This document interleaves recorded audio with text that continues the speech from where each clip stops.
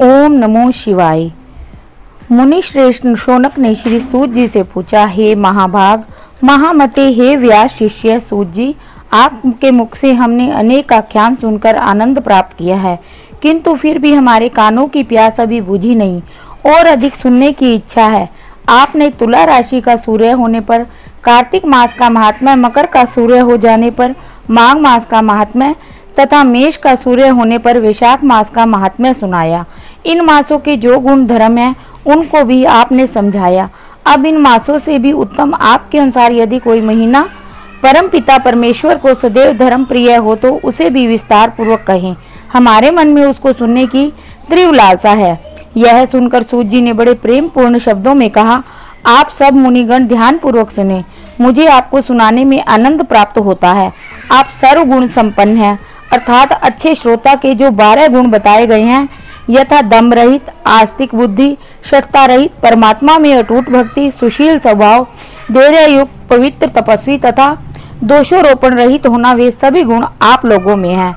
इससे मैं प्रसन्न होकर आपसे तत्व की बात कहता हूँ। धर्म को जानने की इच्छा से बुद्धिमान सनत कुमार ने परमेश्वर को दोनों हाथों से नमस्कार कर भक्ति पूर्वक पूछा, हे देवों के देव महादेव, अनेक योनियों के देह चरण कमल, आपसे अनेक व्रत तथा धर्मों को सुना, किंतु इस समय हमारे हृदय में एक ऐसे मास का महात्म्य श्रवण करने की अभिलाषा है जो 12 मासों में सर्वोत्तम, आपको अत्यंत प्रसन्न करने वाला तथा जो सब कर्मों का सिद्ध प्रदाता हो।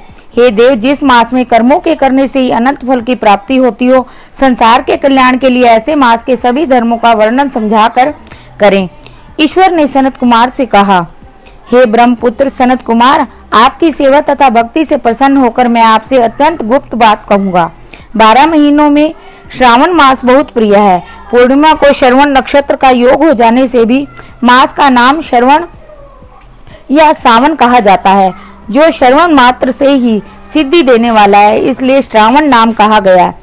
आकाश के समान स्वच्छ हो जाने से नभा नाम कहा गया है। उस मास के धर्मों की गणना करने के लिए भूमि पर कौन समर्थ हो सकता है, जिसके संपूर्ण फलों को कहने के लिए ब्रह्मा जी हुए हैं, और जिस श्रावण मास के महात्म्य को देखने के लिए इंद्र हुए, और जिसके फल को कहने के लिए भगवान अनंत ने 2 सहस्त्र जिहा धारण की। हे मुने, दूसरे मास इस मास की एक कला को भी नहीं प्राप्त कर सकते।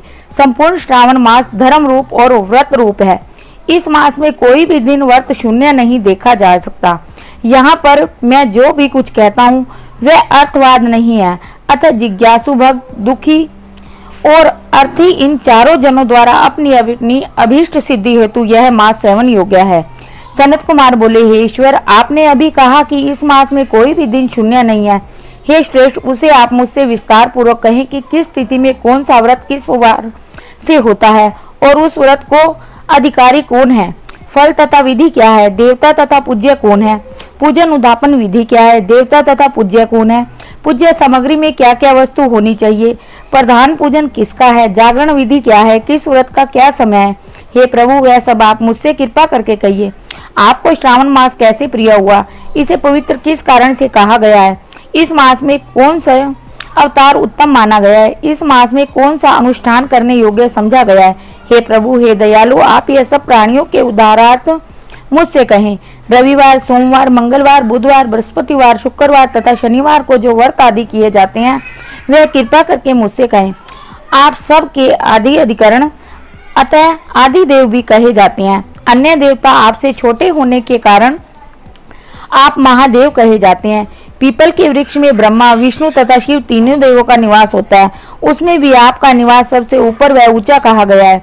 आप कल्याण रूप से शिव माने जाते हैं। पाप नाशक होने से आप हर माने गए हैं। आदिदेव होने से आप श्वेत वर्ण हैं। शुक्ल वर्ण में विकार होने से अन्य वर्ण होते हैं, उनमें कपूर वर्ण के समान और वर्ण होने से आप आदिदेव हैं। पहले गणेश जी का अधिष्ठान रूप 4 दल का मूलाधार नाम का चक्र है, उसके ऊपर 6 दल का ब्रह्मा जी का अधिष्ठान नाम का दूसरा चक्र है, और उसके ऊपर 10 दल वाला भगवान विष्णु का मणिपुर नामक तीसरा चक्र है। फिर हृदय में अधिष्ठान रूप 12 दल का अनाथ नाम का चौथा चक्र है। सबके हृदय में होने वाले उस चक्र में आपकी स्थिति कही जाती है। ब्रह्मा जी तथा भगवान विष्णु के ऊपर आपका निवास होने से आपको मुख्यतः कहा गया है। केवल आपके पूजन मात्र से पंचायतन का अर्चन हो जाता है। यह सब अन्य देवताओं में नहीं है, स्वयं आप शिव हैं। आपके वाम भाग में पार्वती का निवास है, गणपति का दक्षिण भाग में, सूर्य का नेत्र में और भगवान हरि जल रूप कहे जाते हैं। हे ईशान, जब आप उस अन्न और जल का भोग करने वाले हैं तो आपकी प्रवीणता में किसी को भी संदेह नहीं हो सकता। आपका शमशान और पर्वत में निवास सब प्राणियों को विरक्त की शिक्षा प्रदान कर रहा है। आपका बोधक मंत्र है उतामृत्यवंश्यान, संसार को विनाश करने वाला हलाहल विष अपने कंठ में आपने ही ग्रहण किया है। महाप्रलय के लिए कालग्नि को अपने मस्तक में धारण करने में आप ही समर्थ हैं। विश्व स्वरूप कामंद के कुएं में गिरने के कारण कामदेव का वध आपने ही किया था। आप ऐसे महान महत्वशाली हैं कि आपके यश का वर्णन करना आसान बात नहीं है, बल्कि मैं स्तुति के लिए यदि करोड़ों बार जन्म लेकर भी आपकी स्तुति का वर्णन करना चाहूं तो भी मैं समर्थ नहीं हो सकता। अतः हे दयामय, मेरे प्रश्नों का उत्तर देने की कृपा करें।